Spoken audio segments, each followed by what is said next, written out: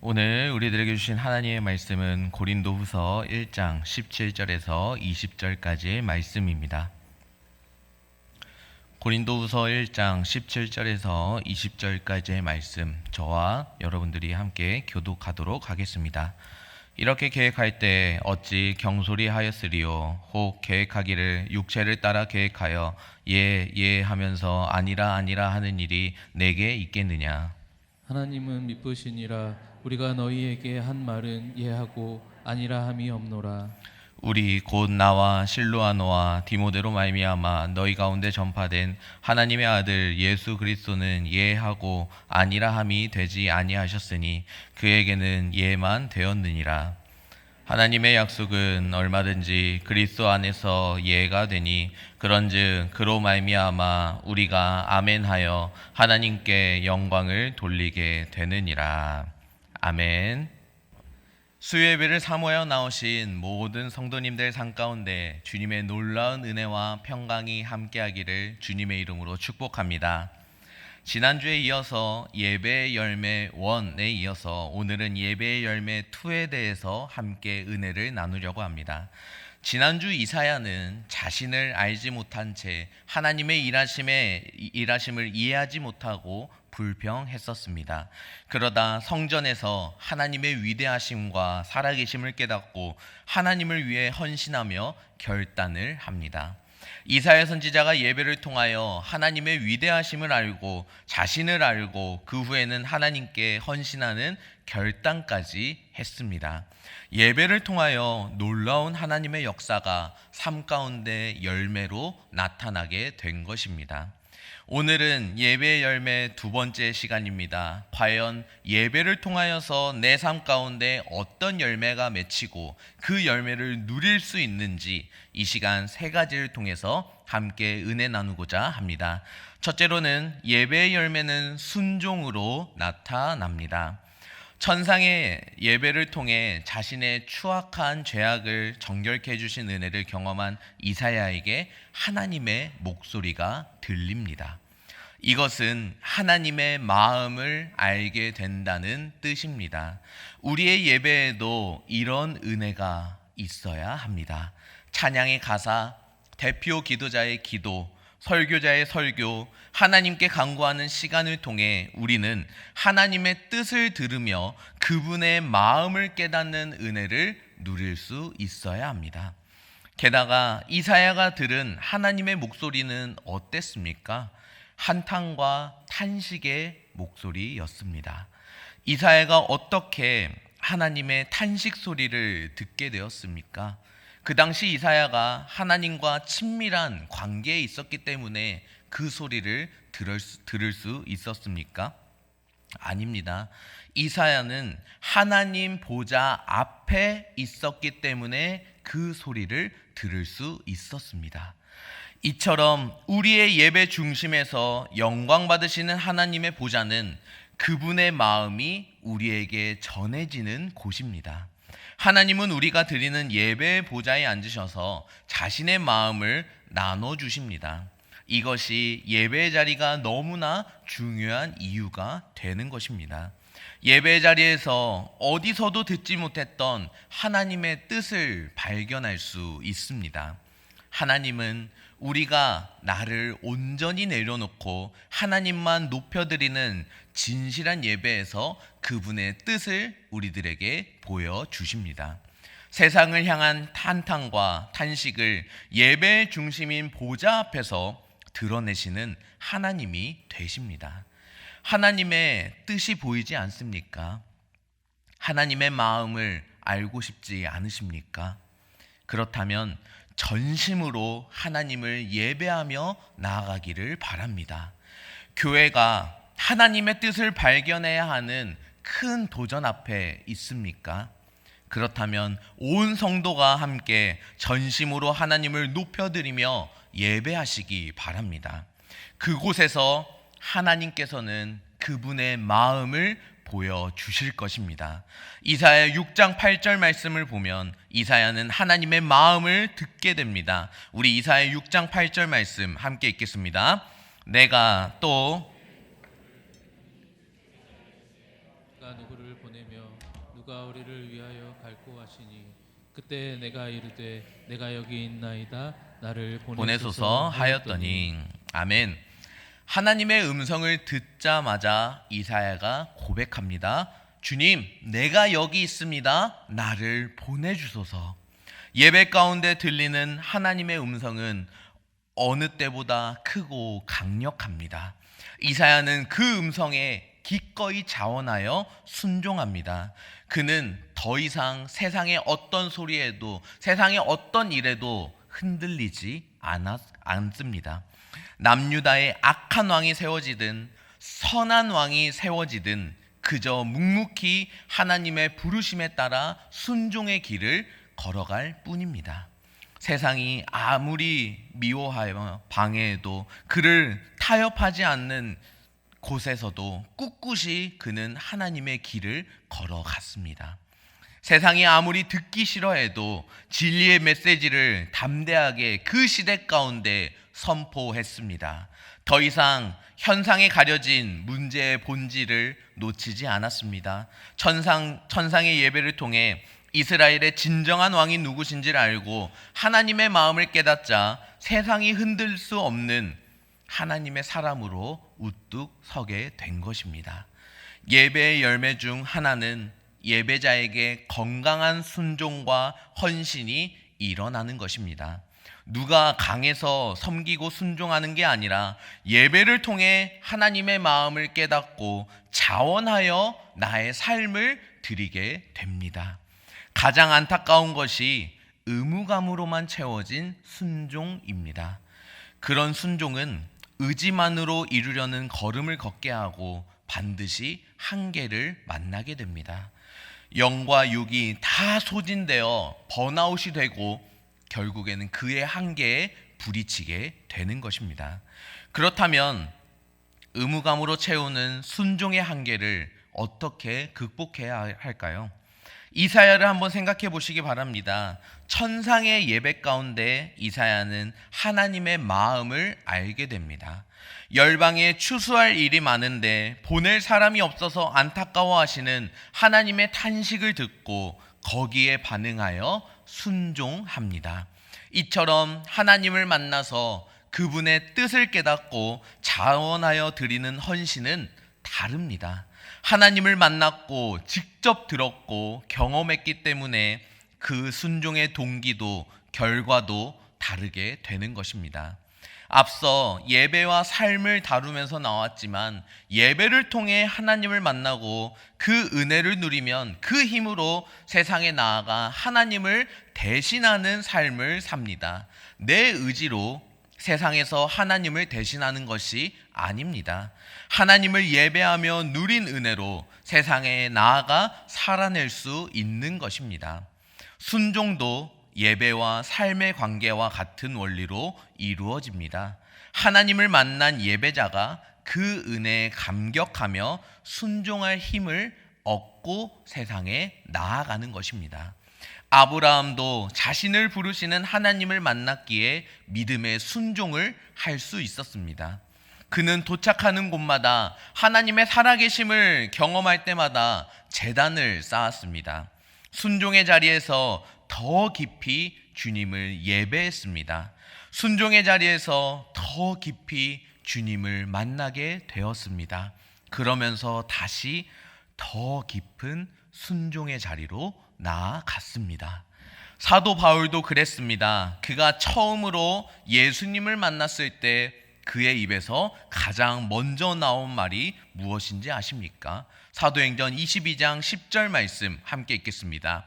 내가 이르되 주님 무엇을 하리이까? 주께서 이르시되 일어나 다메섹으로 들어가라. 내가 해야 할 모든 것을 거기서 누가 이르리라 하시거늘. 아멘. 빛 가운데 예수님을 만나자 앞을 보지 못하게 되었음에도 바울의 첫 고백은 순종에 초점이 맞추어져 있었습니다. 주님 무엇을 하리이까? 때로는 교회가 성도에게 순종을 지나치게 강요하는 모습을 볼 수도 있습니다. 물론 나름의 이유가 있겠지만 그런 강요는 반드시 한계를 만나게 됩니다. 순종을 요구하기보다는 더 우선시해야 하는 건 하나님의 임재가 충만한 예배를 경험하는 것입니다. 하나님의 만지심과 붙드심과 이끄심을 누리는 예배가 펼쳐지도록 예배를 성경적으로 디자인하고 기도하며 준비하는 것입니다. 그럴 때 우리들에게 건강한 순종이 자원하여 일어나게 됩니다. 예배 속에서 우리는 하나님의 마음을 알게 됩니다. 그리고 더 이상 이 땅에 나만을 위한 삶, 썩어질 것을 붙잡는 삶에 머물 수 없음을 깨닫게 됩니다. 출애굽한 이스라엘 백성들에게 성막이 왜 필요했습니까? 이스라엘이 하나님께 선택받은 백성답게 살기 위해서는 성막 예배가 필수였습니다. 이스라엘이 가나안 땅을 정복하는 하나님의 사명을 감당하려면 성막 예배가 반드시 필요했기 때문에 하나님께서는 말씀하신 것입니다.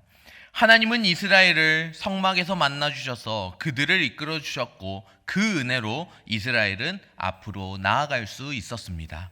그러면 반대로 한번 생각해 보겠습니다. 만약 하나님께서 성막을 통해 예배의 은혜를 부어주셨는데도 이스라엘 백성들이 가나안으로 가지 않고 여기가 좋사오니를 외쳤다면 어떤 일이 벌어졌겠습니까? 가나안과 싸우지 않고 싸워야 할 그 선한 싸움을 피하며 자리 잡은 곳에 머물려고만 했으면 어땠을까요? 실제로 그런 일은 일어나지 않았습니다. 아니, 일어날 수가 없습니다.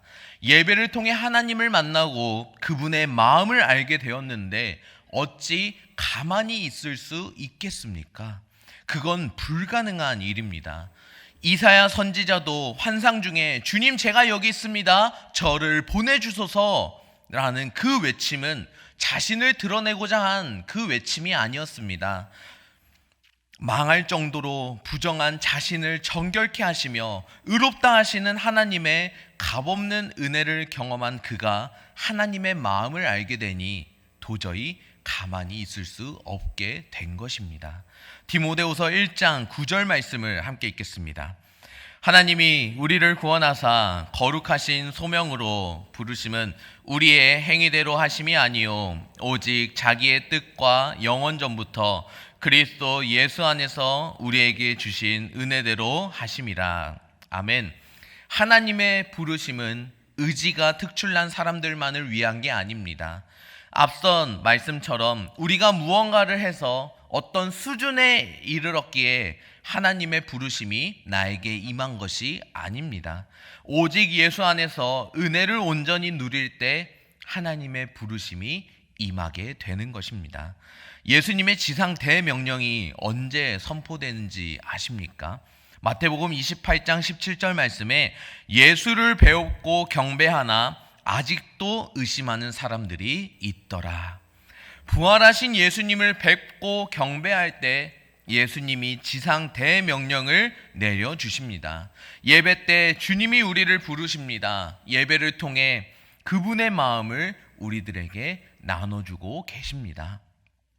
그런 하나님 앞에서 어떻게 나의 중심이 바뀌지 않을 수 있겠습니까?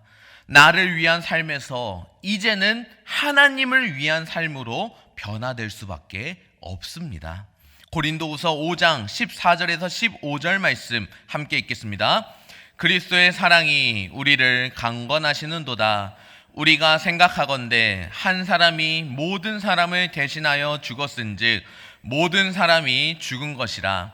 그가 모든 사람을 대신하여 죽으심은 살아있는 자들로 하여금 다시는 그들 자신을 위하여 살지 않고 오직 그들을 대신하여 죽었다가 다시 살아나신 이를 위하여 살게 하려 함이라. 아멘.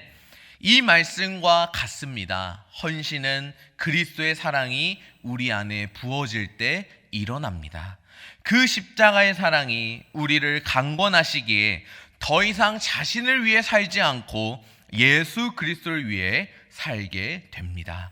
그런 은혜가 예배 위에 부어집니다. 그리스도의 사랑이 우리를 가만히 놔두지 않는 예배가 일어납니다. 그 사랑이 나를 강권하여 세상과 다른 십자가의 길을 걷게 하는 예배가 일어납니다. 우리 모두가 누려야 할 축복된 예배입니다. 고인물은 흐르지 않고 정체되어 있기에 외부에서 산소가 충분히 공급되지 않는다고 합니다. 그러면서 물속에 있는 미생물, 특히 세균과 박테리아가 서식하기 시작합니다. 박테리아가 악취나는 가스를 배출하고 물속 유기물이 분해되면서 물이 썩어 악취가 나기 시작합니다. 부패되기 시작한 것입니다. 물이 흘러가지 못하고 고이기 시작하면 썩기 마련입니다. 예배도 마찬가지입니다. 예배 때 은혜가 풍성하게 부어지려면 은혜의 강물이 삶의 순종으로 흘러가야 합니다. 그러지 않으면 고인물이 되기 마련입니다. 지금 누리는 예배가 좋다고 여기가 좋사오니 라고 외치면 문제가 생기게 됩니다. 순종으로 은혜의 문제를 풀어가야 할 때가 반드시 있습니다. 하나님의 마음을 깨달아 믿음으로 예 주님 이라고 외치며 은혜의 물꼬를 터야 합니다. 오늘 본문 고린도서 1장 20절 말씀 함께 읽겠습니다. 하나님의 약속은 얼마든지 그리스도 안에서 예가 되니 그런즉 그로 말미암아 우리가 아멘하여 하나님께 영광을 돌리게 되느니라. 아멘.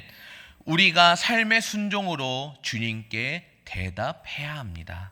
이제는 더 이상 못 들은 척이 아니라 주님 앞에서 순종으로 답할 수 있기를 소망합니다. 하나님의 약속을 따라 언제든지 아멘으로 화답하여 나아갈 수 있기 바랍니다. 예배 가운데 누리는 순종의 열매, 순종으로 누리는 예배의 은혜, 이 건강한 균형의 은혜를 누리시는 차원교회 믿음의 식구들이 될 수 있기를 주님의 이름으로 축복합니다. 둘째는 예배 열매는 치유로 나타납니다.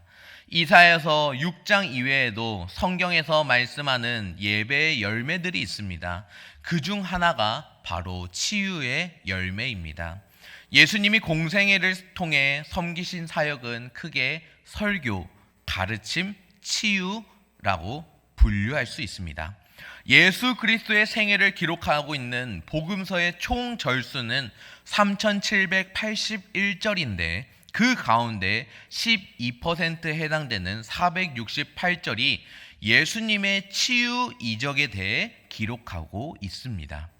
양적으로 보아도 상당한 부분을 차지하고 있으며 예수 그리스도의 사역에 있어서도 중심적인 부분을 차지하고 있습니다. 총 41번에 걸친 예수님의 치유 이적은 마태복음의 25번, 마가복음의 18번, 누가복음의 24번, 요한복음의 5번씩 각각 나타나고 있습니다. 요즘 현대인들은 많이 아픕니다. 그 중에서 더 아픈 곳은 마음에 있다고들 말합니다. 예수님께서는 두려워하지 말라 평안할지어다 라고 말씀하십니다. 그리고 도리어 역설적으로 애통하는 자는 복이 있다고 말씀하십니다. 예수님은 모든 인간을 마음 아픈 사람들, 상한 마음을 가진 자들로 보셨던 것입니다.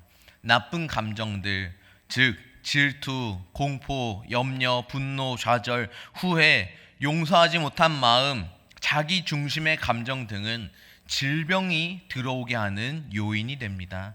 심령의 근심은 뼈를 마르게 합니다. 염려하는 마음이 들어오게 되면 질병이 시작이 됩니다. 나쁜 감정들이 질병을 유발하는 이유는 정신이 신체에 큰 영향을 주고 있기 때문입니다. 의사로서 목사가 된 프러스터 목사는 이렇게 말했습니다. 모든 병의 대부분이 마음의 병이다. 긴장이 쌓이거나 인간관계에 풀지 못한 어려움이 있을 때 그것이 갖가지 마음의 병을 일으킵니다. 마음의 병은 성품을 나쁘게 하고 안정감을 빼앗으며 이유 없는 초조와 불안을 갖게 합니다. 어느 한 뉴스 기사를 보니 이런 기사가 있었습니다. 평소 심장 혈관에 이상이 없는 사람도 심한 스트레스로 화병이 생기면 심장이 멈춰 숨질 가능성이 있다는 연구 결과가 나왔다고 합니다. 결국에는 이 모든 결론은 스트레스는 돌연사를 일으키는 원인이 되는 것이라고 말합니다. 그러나 주님을 만날 수 있는 이 예배의 순간, 그 순간에 주님의 능력으로 마음의 병이 치료가 될 줄 믿습니다. 그렇게 우리들의 마음의 병이 고쳐지고 치유가 되었을 때 모든 일에 자신감이 생기고 신앙의 성장이 크게 발전하게 됩니다. 마음에 병이 있으면 신앙의 성장도 영적 성장도 일어나지 않습니다. 인간에게 마음의 병만큼 치명적인 병이 있는데 그것은 바로 영적인 병입니다. 하나님을 알지 못하고 살아가는 사람들에게는 악한 마귀 사단들이 사로잡히는 그런 영적 추악한 병들이 있습니다. 사람으로서는 도저히 할 수 없는 일들을 하는 사람들은 사실 그 속에 그 사람을 조종하고 있는 악한 영이 작용하고 있는 것입니다. 악한 마귀 사단이 그렇게 하라고 명령하고 있는 것입니다. 그러므로 사람을 미워하지 말고 그 속에 있는 악한 마귀 사단을 몰아낼 수 있도록 예수 그리스도의 영이 충만할 수 있도록 우리가 기도해 줘야 합니다. 그리고 믿는 사람들에게도 이단이나 우상을 섬기는 것 같은 영적인 병들이 있습니다. 믿는 사람들에게는 신앙적으로 교만한 사람들도 있습니다. 영적 교만이 있습니다. 믿는다고 하면서도 거짓 믿음을 가지고 있기도 합니다. 말로는 주님을 위한다고 하지만 교회를 이용하고 하나님을 이용하려는 사람들도 있습니다. 이런 그리스도인들은 영적 질병에 시달리며 살아가는 사람들입니다. 우리가 예배를 통해 나의 상한 마음과 나의 상한 영혼이 회복되기를 바랍니다. 주님을 만남으로 주님 안에서 온전한 회복이 일어날 때 나로 인하여서 나의 가정, 나의 교회, 나의 나라가 회복될 줄 믿습니다. 더 나아가 치유가 있는 예배를 널리 전하여 고통으로 신음하고 있는 영혼들이 이곳 가운데로 돌아와 나와 같이 동일한 은혜를 경험하기를 더욱 소망합니다. 셋째는 예배의 열매는 때를 따라 돕는 은혜로 나타납니다. 세상 모든 일에는 그에 맞는 때가 있습니다. 그리고 때를 따라 하나님께서 베푸시는 은혜가 있습니다. 계절이 바뀔 때마다 몸에 맞는 옷과 몸에 좋은 제철 음식을 주십니다. 사람이 스스로 모든 것을 해결할 수 있다고 자신만만해도 살다 보면 자신의 한계를 깨닫게 되는 게 인생입니다. 다른 이들의 도움을 받을 때도 많이 있습니다. 인생을 살아가는 과정에서 때에 따라 돕는 은혜가 필요할 때가 있습니다. 하나님을 믿는 성도들에게는 때에 따라 돕는 은혜로 힘입어 사는 것이 축복이자 감사의 제목입니다. 지금까지 나눈 것 외에도 예배를 통해 누리는 다양한 열매들이 있습니다. 먼저는 예배를 통해 성령의 은사가 부어집니다. 이런 경우를 성경에서 찾아볼 수 있는데 특히 은사장이라고 불리는 고린도전서 12장 말씀은 원래 고린도 교회 공예배의 질서를 잡기 위해 쓰였다고 말을 합니다. 예배 가운데 일어나는 은사가 풍성해서 질서를 세우는 일이 필요했던 것입니다. 이처럼 우리가 하나님을 전심으로 예배할 때 성령의 은사가 부어집니다. 또한 예배를 통해 어둠이 떠나가는 역사가 일어납니다. 어둠을 이기는 방법은 어둠을 향해 빛을 비추는 것입니다. 우리 삶에 빛을 비추기 위해 해야 하는 것이 바로 예배입니다. 야고보서 4장 7절은 하나님께 복종하고 마귀를 대적하라고 말씀합니다. 이때 하나님께 복종하는 것이 먼저가 됩니다. 예배는 하나님께 복종하는 가장 상징적인 통로입니다. 예배 안에서 온전하게 하나님을 경배하며 나아갈 때 마귀를 대적하는 힘이 부어지고 마귀가 우리를 피하는 역사가 일어나게 됩니다.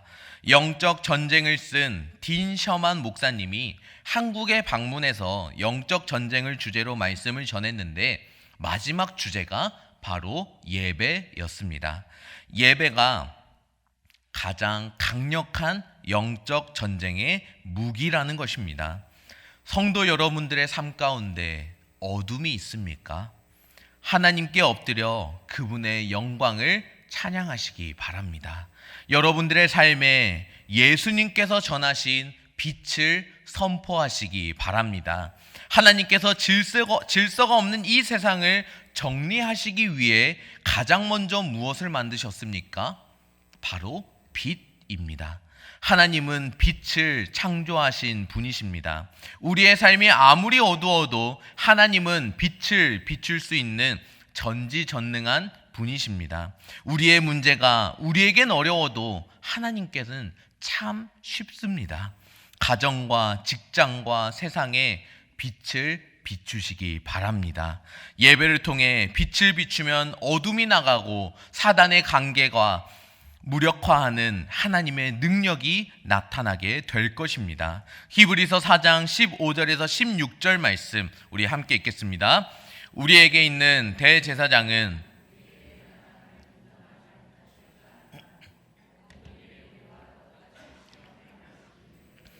죄는 없으시니라. 그러므로 우리는 긍휼하심을 받고 때를 따라 돕는 은혜를 얻기 위하여 은혜의 보좌 앞에 담대히 나아갈 것이니라. 아멘. 이 땅에 인간의 몸으로 오셔서 우리의 아픔과 고통과 모든 필요를 아시는 하나님이신 예수님이 은혜의 보좌에 앉아 계십니다. 우리가 예배 가운데 십자가를 의지하여 그 은혜의 보좌로 담대히 나아갈 때 하나님께서는 우리의 삶을 보시고 때에 따라 돕는 은혜를 내려주십니다. 히브리서의 이 말씀은 나의 상황과 환경에 가장 적절한 은혜를 주신다는 말씀입니다. 우리가 예배하는 1차 목적은 당연히 하나님을 영화롭게 해드리는 데 있지만 이 땅에서 힘들고 어려운 일을 당할 때 하나님의 도움을 얻고자 할 때 은혜의 보좌 앞으로 나아가는 것이 중요하다는 것을 말해주고 있습니다. 그렇습니다. 하나님께서 은혜의 보좌에 앉아 계십니다. 그 보좌에서 우리를 보시고 때에 따라 돕는 은혜를 베풀어주고 계십니다. 은혜는 우리의 공로나 자격과는 상관없이 하나님의 사랑과 자비로 베풀어 주시는 선물과도 같습니다. 그 선물이 하나님을 예배하는 자에게 부어집니다. 그래서 우리의 예배가 삶의 피난처가 되는 것입니다. 다윗은 극심한 어려움이 찾아오면 주의 날개 아래로 피했다고 말하고 있습니다. 시편 61편 4절 말씀 함께 읽겠습니다. 내가 영원히 주의 장막에 머물며 내가 주의 날개 아래로 피하리이다. 아멘. 다윗은 주의 날개 아래로 피하려고 하나님의 임재가 있는 주의 장막으로 향합니다. 이것이 우리의 신앙이 되어야 할 줄 믿습니다. 예배는 하나님을 위한 것입니다. 그런데 예배의 열매는 누구를 위한 것입니까? 바로 하나님을 예배하는 예배자를 위한 것입니다. 하나님은 좋으신 분이십니다. 그분은 예배하는 우리를 절대로 그냥 돌려보내지 않으십니다. 많은 것들을 주시고 그 가운데 가장 기본이 되는 것이 바로 은혜의 보좌입니다. 하나님 앞에 서 있는 것만으로도 은혜가 흘러 들어온다는 것입니다. 누가 하나님 앞에 설 수 있겠습니까? 예수 그리스도의 십자가 죽음과 부활하심과 그를 통한 구원의 역사를 믿는 자는 누구든지 하나님 보좌 앞에 설 수 있습니다. 예수님을 믿는 믿음이면 충분합니다. 모든 형식과 거칠애를 버리고 전심으로 하나님께 도움을 요청해야 합니다. 하나님의 은혜의 보좌에는 모든 것의 모든 것이 되시는 예수님이 계십니다. 우리는 예수님을 통해서 하나님의 보좌 앞에 나아갈 수 있습니다. 이것 또한 하나님의 은혜입니다. 그렇기 때문에 하나님께 가까이 나아가서 도움을 요청하며 기도하면 때에 따라 돕는 은혜를 베풀어 주십니다. 사랑하는 성도 여러분, 지금 우리에게는 때에 따라 돕는 은혜가 필요합니다. 개인적으로, 교회적으로, 나라적으로 하나님이 돕는 은혜를 베풀어 주시지 않으면 참으로 곤란한 처지에 놓여 있습니다. 하나님의 돕는 은혜를 경험하려면 그의 보좌 앞으로 나아가는 길밖에 없습니다. 하나님은 우리가 보좌 앞에 나와 간절하게 기도하시기를 원하고 계십니다. 이제 은혜의 보좌 앞으로 담대히 나아가기를 바랍니다. 이제 말씀을 정리하도록 하겠습니다. 오늘 말씀을 통해 예배의 열매로 순종, 치유, 때에 따라 돕는 은혜에 대해 함께 말씀을 들었습니다. 우리 모두가 예배를 드림으로 주님의 말씀에 순종하고 예배 안에서 주님의 치유를 경험하고 예배를 통해서 우리에게 부어주시는 때를 따라 돕는 은혜를 누리며 이 땅에서 선한 싸움을 싸우고 달려갈 길을 온전히 마치는 우리 모두가 되기를 주님의 이름으로 축복합니다.